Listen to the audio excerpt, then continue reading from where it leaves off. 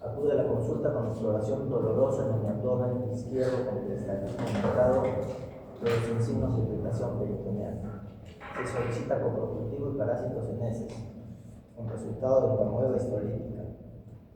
Se pausa ciprofloxacin y metronidazol durante 7 días y se recomiendan medidas higiénicas para los convivientes.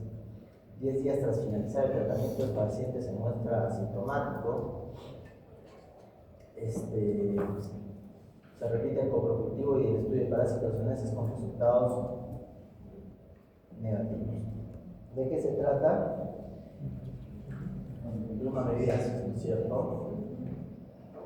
Bien. ¿Qué medicación debió haber recibido? ¿Cuántos días? 5 días.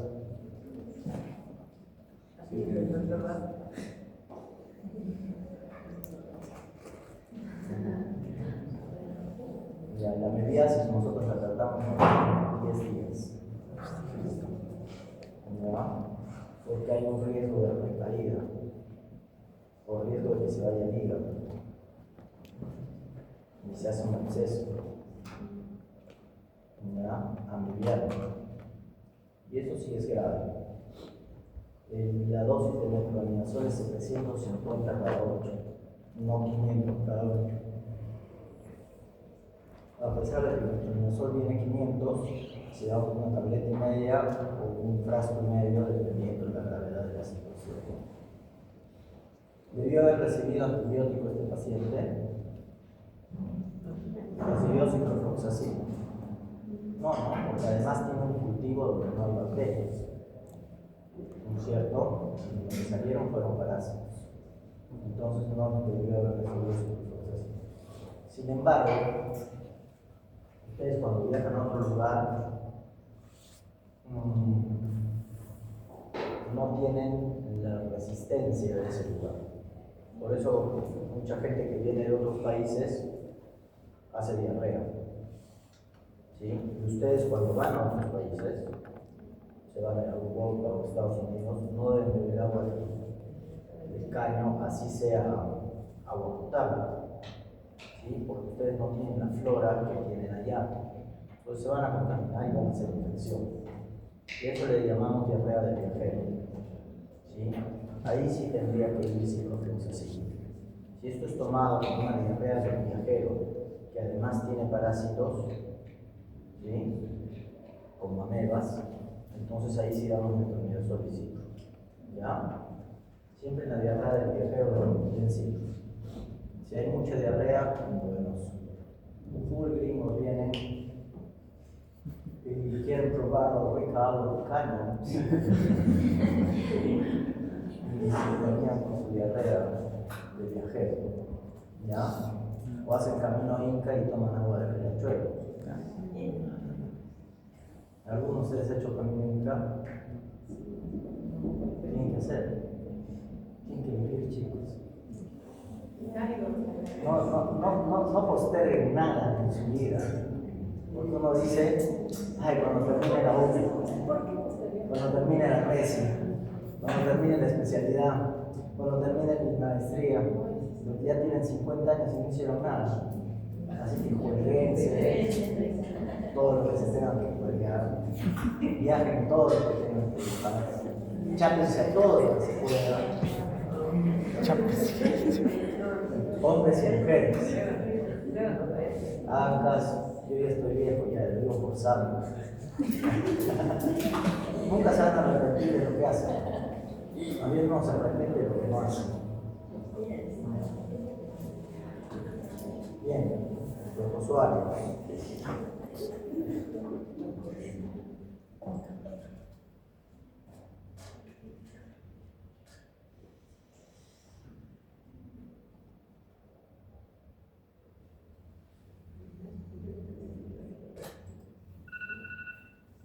Hora de viajar por el Perú. Vive la magia de la selva de Iquitos.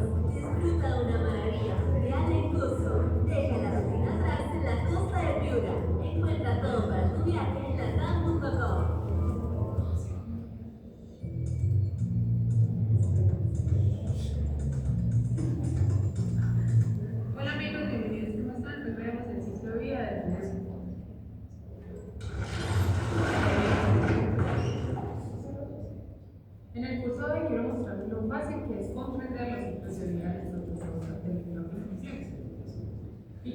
saben y hemos visto y repasado en los anteriores videos, el género plasmódico representa uno de los ciclos más importantes dentro de este río, sobre todo en la parasitología. Este género, como todos, está compuesto por muy pocas o muchas especies que lo abarcan. Plasmodium tiene más de 175 especies con importancia en parasitología humana y en veterinaria, sobre todo en aves, reptiles y roedores. Pero nuestro curso está centrado en las 5 especies de interés en el hombre, y estas son Plasmodium falciparum, Plasmodium malaria, Plasmodium ovale, Plasmodium vivax y Plasmodium vivax. Todas como las 5 formas de paludismo humano. Para empezar, es importante recordar que el filo apicomplexia presenta en su ciclo de vida fases sexuales y asexuales. Y para el caso del Plasmodium, el ciclo sexual o la fase sexual se da en el mosquito y la fase sexual se da en el hombre. Para que veamos a modo resumen el ciclo de vida, antes de verlo de manera más detallada, quiero que quede claro que el ciclo empieza y termina con una picadura. ¿Qué pasa? Empieza cuando el mosquito hembra anófeles infecta o pica el sujeto sano. Cuando el mosquito infectado pica e inyecta los esporoceitos, que sería la forma infectante para el hombre. Luego estos esporoceitos van a la sangre. Existe una transformación que veremos más adelante, luego al hígado, donde ocurre la fase hepática o la exoeritrocítica o peritrocítica.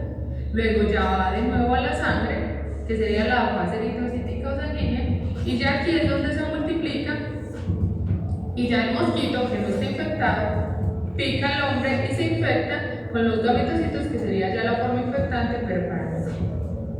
A grandes rasgos es así como ocurriría el ciclo. Ahora lo veremos de manera más detallada. El ciclo en el hombre empieza con la picadura del mosquito hembra anófeles que ya está infectado. Este inocula los esporozooides que van a la sangre, y estas formas parasitarias son fusiformes y móviles. A través de la sangre, los esporozooides van e invaden el hígado, más específicamente a las células hepáticas o hepatocitos como son llamadas. Dentro del hígado hacen un proceso de invasión típico del filo apicomplexa, donde ingresan a la célula ayudados del complejo apical y formando vacuola parasitófora, como ya vimos en otro de nuestros videos de este filo, y si quieren verlo les dejaré la descripción aquí arriba.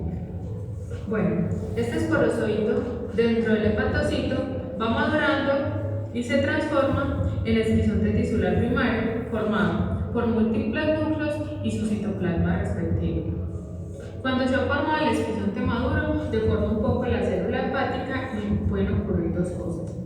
Una es que en las especies Plasmodium vivax y ovale aparecen los esquizontes durmientes o los llamados sinusoides, donde se desarrollan muy lentamente en el hígado o aparecen latentes, quedándose incluso semanas o varios meses dentro del hepatocito.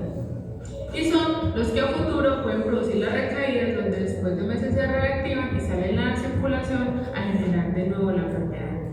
Esto no ocurre con Plasmodium falciparum y con Plasmodium malaria. Lo segundo que ocurre es que hay ruptura de la célula hepática, donde se libera del esquizonte maduro miles de merozoides tisulares que van a la sangre a invadir glóbulos rojos. Ya dentro de estos hacen el proceso de invasión típico, donde se alimentan de la hemoglobina y van madurando, se convierten en trofozoites maduros jóvenes que tienen forma anillada, y luego se convierten en trofozoito maduro, donde adquieren formas irregulares y a la vez van eliminando los desechos de degradación de la hemoglobina llamado pigmento malárico. Cuando hablo de forma anillada del trofozoite maduro y la forma irregular del trofozoito maduro, hablo en el momento de reconocerlo en el microscopio con las coloraciones. Aquí, para que me entiendan sobre el ciclo de vida, simplemente el trofozoito maduro lo puse de manera redondeada de color rosado, ya cuando ingresaba a la célula es sanguíneo, y ya el trofozoito maduro lo puse de color verde para que vean que hay un cambio en su morfología. Más adelante haremos un video de su morfología y cómo reconocerlos en el microscopio. Por ahora continuaremos con el ciclo de vida. Aquí Aquí en esta fase ocurren dos cosas. Uno, donde se va a formar el esquizonte eritrocítico con sus merozoitos en su interior, o donde se va a formar en las células sexuales o los gametocitos que podemos ver en el plasmodium de dos formas, una de forma redondeada y otra de forma ovalada. Que luego estos gametocitos van a infectar el mosquito. Cuando se van por el camino a formar el esquizonte eritrocítico, este va madurando y con sus merozoitos en su interior llega a un punto donde ya rompe el glóbulo rojo del esquizonte, se liberan todos los merozoitos y van a invadir nuevos glóbulos rojos. Aquí es donde ocurre la triada que aparecen síntomas de fiebre, escalofrío y sudoración. Y cuando van por el camino a formarse los gametocitos, estos pueden tener diferentes formas. Pueden ser redondeados o alargados, como en el caso del plasmodium falciparum. Entonces ocurre la picadura, el mosquito que no está infectado adquiere las formas infectantes que son los gametocitos y por succión de la sangre es infectado y va a generar el ciclo sexual dentro de este. Ya dentro de esto, más específicamente los macrogametocitos y los microgametocitos van al estómago. Estos microgametocitos esplagelan y se convierten en microgametos y los macrogametocitos se convierten en macrogametos. El microgametocito va y fecunda el microgameto y se convierte en cigoto huevo, que son los ovocinentes. Estos van a las células de las paredes del intestino, donde se convierten en ovoquistes. Estos ovoquistes maduran y dentro de estos forman lo que son los esporozoitos.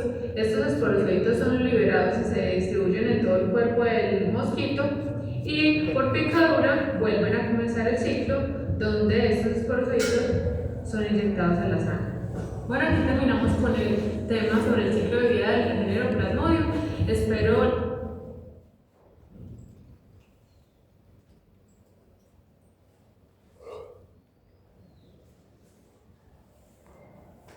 Bien.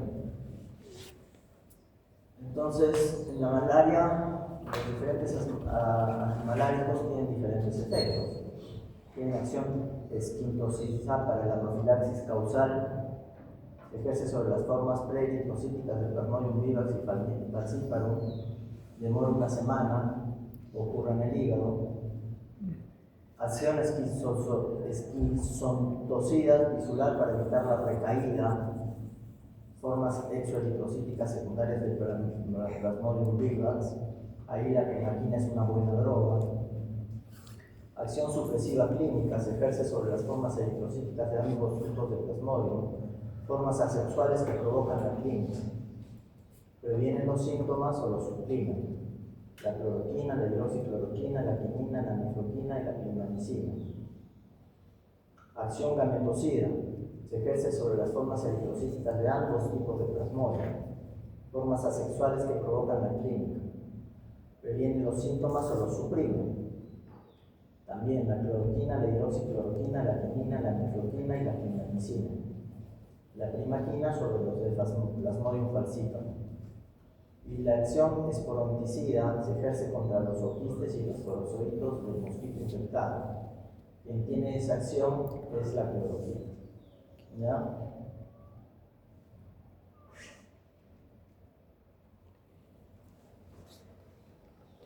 La cloroquina e hidroxicloroquina derivadas de la 4-aminoquinolina sirven para prevenir o suprimir las manifestaciones clínicas del paludismo. Acciones farmacológicas, tienen acción antiparasitaria, actúa sobre los gametos de Plasmodium vivax, pero no sobre los del falciparum. En las formas asexuales, o sea, sobre los trofozoitos, esquizontes y merozoitos, actúa sobre ambos. Pero en el falciparum hay un alto porcentaje de resistencia a la cloroquina. ¿Ya? Mecanismo de acción, se cree que se concentra en las vacuolas ácidas de los parásitos sanguíneos. Normalmente la hemoglobina del huésped libera el núcleo M. Es tóxico para el parásito, pero por la hemopolimerasa que está presente en el parásito se convierte en hemoxoína, lo cual ya no es dañino para el parásito. Entonces, ¿qué hace la cloroquina? inhibe la hemopolimerasa, impidiendo que el grupo hemo se convierta en hemozoído, ¿ya? Y este queda a niveles tóxicos.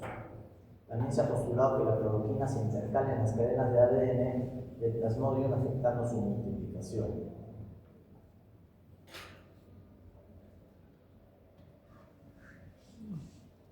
Farmacocinética: se absorbe rápidamente y completamente a nivel gastrointestinal y a nivel intramuscular, se distribuyen a todo el organismo y se depositan en concentración y concentran en el hígado, vaso, riñón, piel y pulmón hasta 700 veces la concentración sanguínea. Se metaboliza el 80% en el organismo, excretándose por la orina en un 20% sin modificaciones. El tiempo de vida medio es de 6 a 7 días, por eso se toma preventivo, porque basta tomar 2 tabletas cada semana para tener prevención. Para fines de prevención de la sintomatología, se puede tomar una dosis semanal cuando el paciente radica en zona endémica del paludismo. ¿Ya? Efectos indeseables. Cuando queremos tratar a un paciente ya infectado con síntomas, basta con 3 o 4 días para suprimir la enfermedad. Ese es un tratamiento corto. Puede dar molestias gastrointestinales, cefalea, trastornos visuales, urticaria. A dosis tóxicas por vía parenteral pueden provocar hipotensión arterial, cambios electrocardiográficos, bloqueos y paro cardíaco. Entonces hay que tener cuidado cuando se da por vía venosa. Si queremos darlo para tratar, como ustedes ya han visto el examen pasado, la artritis reumatoidea, que es un fármaco modificador de la enfermedad, lo vamos a dar por meses o por años. ¿Ya? Este va a ser un tratamiento prolongado. Puede producir anorexia, náuseas, vómitos, cólicos, mareas, cefalea, prurito, urticaria, pigmentación de la piel, calvicie, manchas corneadas capaces de provocar visión borrosa. ¿Ya? Puede haber alteraciones de la retina con pigmentación macular y edema retiniano, todos reversibles excepto la retinopatía, que suele ser definitiva. Entonces hay que tener cuidado. En la ototoxicidad los daños no son muy notorios, se debe hacer cada 3 meses audiometría para ver si está provocando algún daño auditivo, pero este no va a pasar ni el tratamiento del paludismo porque se va a dar pocos días. ¿Ya?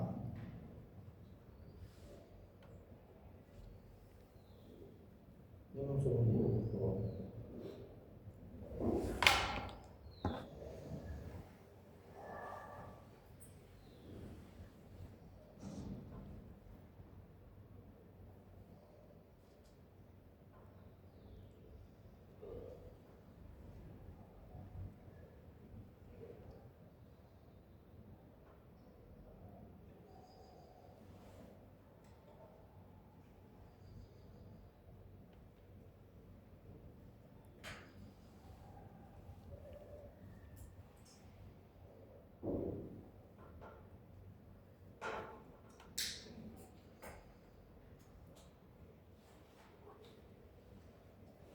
Dime un segundito, por favor.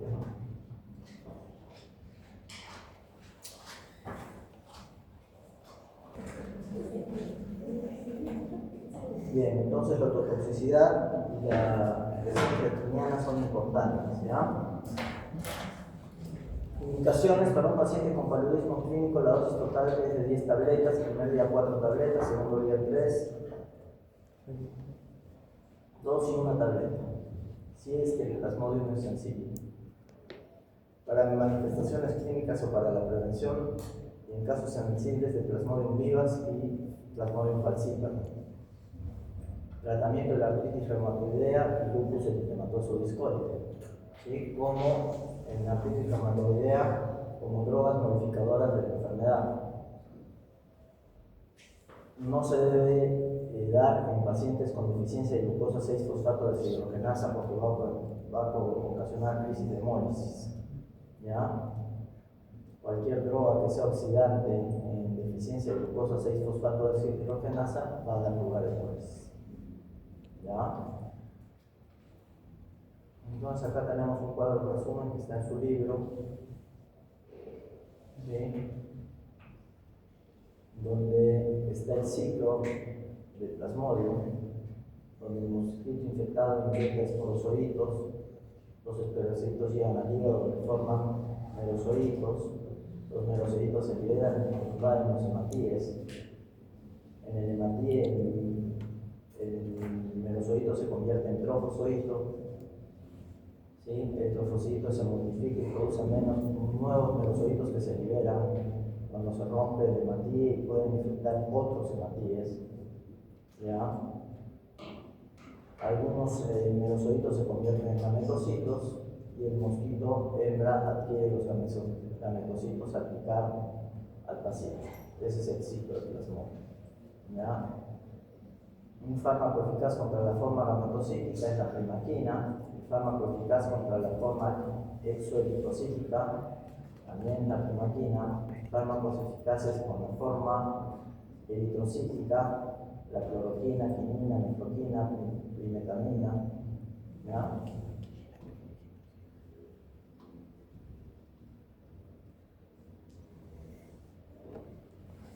Bien, ahora vamos a ver la primaquina, que es un fármaco de segunda línea. No es tan efectivo como la cloroquina. Cuando hay resistencia a la cloroquina usamos estas drogas que nos pueden ayudar. Es una droga sintética derivada de la 8-aminoquinolina. Es útil en el tratamiento de Plasmodium vivax, ya da un tratamiento radical curativo. Acciones farmacológicas: actúa sobre las formas preeritrocíticas y gametocíticas del Plasmodium vivax y falciparum. Actúa porque se convierte por acción de la cadena respiratoria del Plasmodium en una sustancia reducida que es muy activa, ¿ya? Y esto genera radicales libres de oxígeno que van a dañar la membrana del parásito.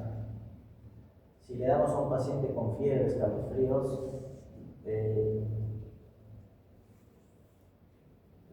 la sintomatología clínica va a continuar porque no actúa sobre las formas asexuadas, las formas que infectan los eritrocitos.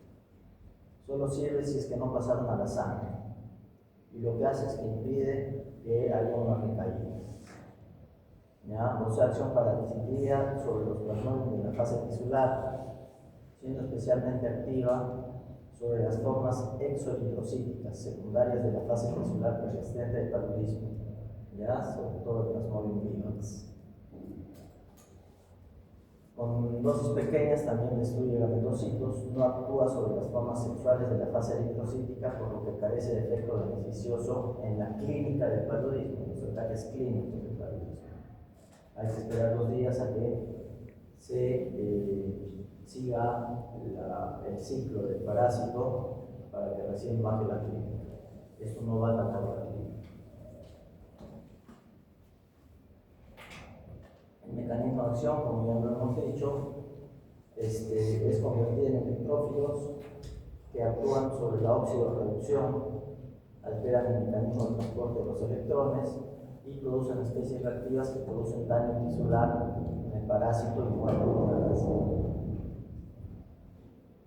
Farmacocinética: la absorción gastrointestinal es completa, alcanzando la concentración plasmática máxima a las 3 horas. El tiempo de vida medio es de 6 horas. Se metaboliza casi completamente. Algunos de sus metabolitos tienen mayor capacidad oxidante y se puede provocar metemoglobinemia. ¿Qué es la metemoglobinemia?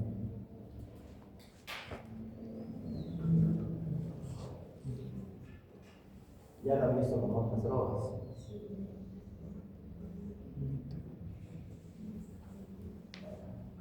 ¿Qué es? ¿Qué es la metemoglobinemia?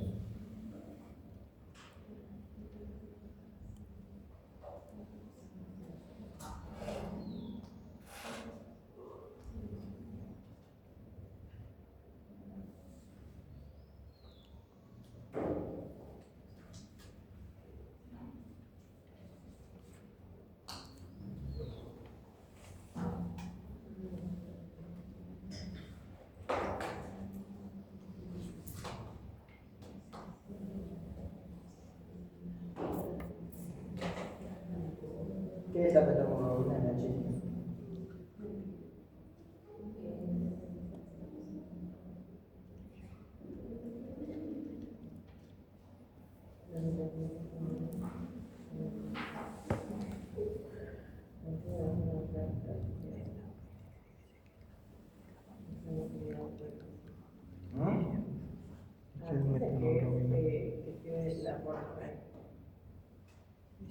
La forma férrea de hierro no tiene más afinidad con el oxígeno. Ajá. Y va a ser una resonancia anónica. Tiene mayor afinidad, la metamorfina tiene mayor afinidad sobre el oxígeno. Entonces, la hemoglobina puede estar saturada. Ves la saturación en el dedo, está en 95, 96 a nuestra altura, y a la altura del nivel del mar está en 99, 98. El problema es que normalmente cuando la sangre va pasando, va dando esos oxígenos a todo el tejido. En la metemoglobinemia se quedan ahí amarrados y no los dan. Entonces parece que el paciente está saturando bestial, pero está haciendo hipoxia, porque ese oxígeno que pasa no se está distribuyendo al tejido, a los organismos. Entonces empieza a haber muerte. Ya es peligrosa porque no nos damos cuenta. ¿Ya? Bien.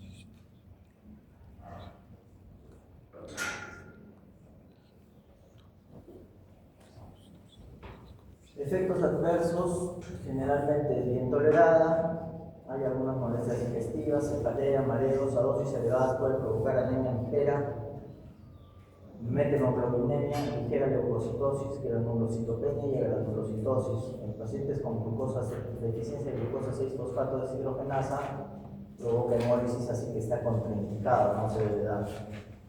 ¿Ya?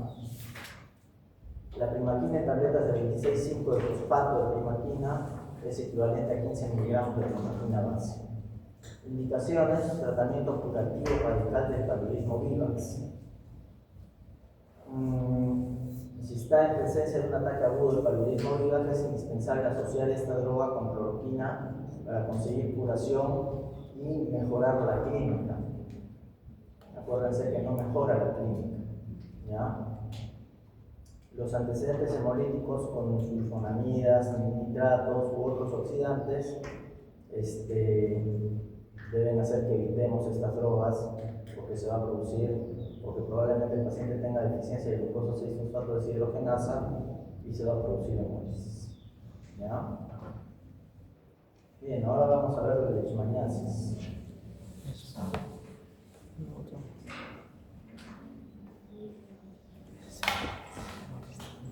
El reservorio son aquellos animales vertebrados que mantienen al parásito en la naturaleza y por ello dan paso a los que los vectores se infecten de ellos y puedan persistir el ciclo de transmisión así como lo observamos en la imagen. Generalmente hay un reservorio principal para cada especie de leishmania, en cada foco determinado por otros mamíferos. De la misma zona pueden resultar también infectados y convertirse en hospederos secundarios o accidentales. Los mamíferos domésticos y selváticos, marsupiales, carnívoros, roedores y primates infectados por leishmania pueden o no dar signos evidentes de la infección. Existen reservorios tanto domésticos como silvestres, pero para algunas especies del parásito, el hombre es el reservorio principal en el viejo mundo, este caso de la leishmaniasis visceral. Como observamos nosotros en la imagen, el ciclo inicia cuando el vector infectado inocula en el animal vertebrado los promastigotes metacíclicos de la leishmania durante el repasto sanguíneo. Seguido de eso, los promastigotes metacíclicos penetran en el macrófago y otras células del sistema reticular endotelial. Los promastigotes se transforman en amastigotes y se multiplican por lo que es una división binaria. Aquí entra en juego el sistema inmunológico, donde los macrófagos rompen y liberan los mastigotes en el medio extracelular. El vector ingiere la sangre contaminada con los mastigotes durante el repasto sanguíneo. Las células parasitadas ingeridas se rompen y liberan a los amastigotes. Estos amastigotes se transforman en promastigotes en el intestino del vector. Los promastigotes se dividen por división binaria y los promastigotes migran para la probóscide del vector para repetir nuevamente lo que es el ciclo.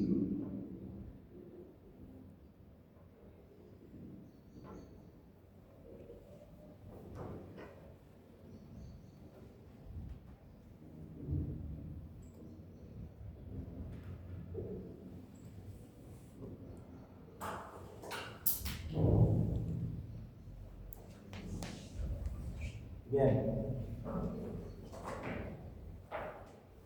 Tratamiento de la leishmaniasis. ¿Sí? Existen dos formas, ambas producidas por la Leishmania brasiliensis. Leishmania cutánea aguda y Leishmania cutánea mucosa o espúnea. ¿Sí?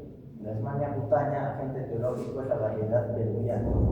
Se da en valles interandinos, es autolimitada y muchas veces el tratamiento no es indispensable. La Leishmania cutánea mucosa o espúnea, producida por la variedad brasiliensis de la Leishmania brasiliensis, es la forma clínica, es progresiva, destruye paladar, nariz, tráquea. Esto lleva un severo compromiso morfológico y funcional de la boca, nariz y vías respiratorias y produce una gran deformación facial. Es transmitida por la picadura del mosquito Phlebotomus que introduce promastigotes. Estos son fagocitados por los monocitos, donde se transforman en amastigotes. Vamos a tener los antiamoniales. Existen dos clases, los trivalentes y los pentavalentes. El trivalente es el tártaro, el antimonio y potasio y es el estilofeno.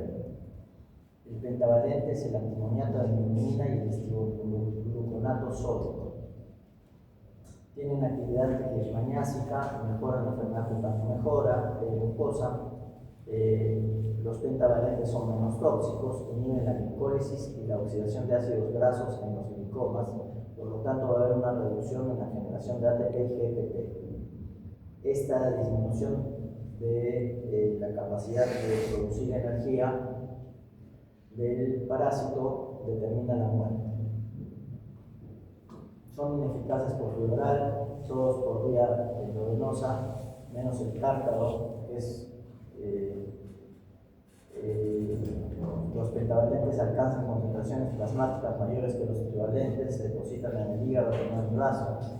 Los trivalentes se excretan por la bilis y los pentavalentes por la orina. Se da una dosis por 15 días seguidos. Si el paciente no mejora, hay que esperar por lo menos 15 días para empezar nuevamente el tratamiento. La forma activa es el ion antimonio, que es el que daña el metabolismo de los ácidos grasos y carbohidratos en los parásitos, disminuyendo la formación de ATP y GDP. Se excreta muy lento y cuando lo damos continuamente puede que lleguen a la acumulación en el organismo. Va a haber una intoxicación aguda y una subaguda. ¿Sí? La intoxicación aguda produce vómitos, diarreas, deshidratación e hipotensión arterial. El tratamiento se utiliza el mecaprol, que es un quelante de metales pesados. En la intoxicación aguda. En intoxicación subaguda, los trivalentes van a dar vómitos, diarrea, tos, artralgias, mialgias, cambios electrocardiográficos y hepatitis colestásica. Los pentavalentes producen vómitos, diarreas, erupciones cutáneas, fiebres, calofríos y cefaleas. Como ya hemos visto, los trivalentes son más tóxicos. El el moniato de merlumina como ampollas de 1.5 de glucantine. ¿Sí? La dosis es de 100 miligramos por kilo, periodos de 15 días. Están indicadas en la leishmaniasis cutáneo mucosa. ¿Ya? Bien, hasta ahí vamos a hacer hoy día. Después vamos a lo que faltan de participar. ¿Ya?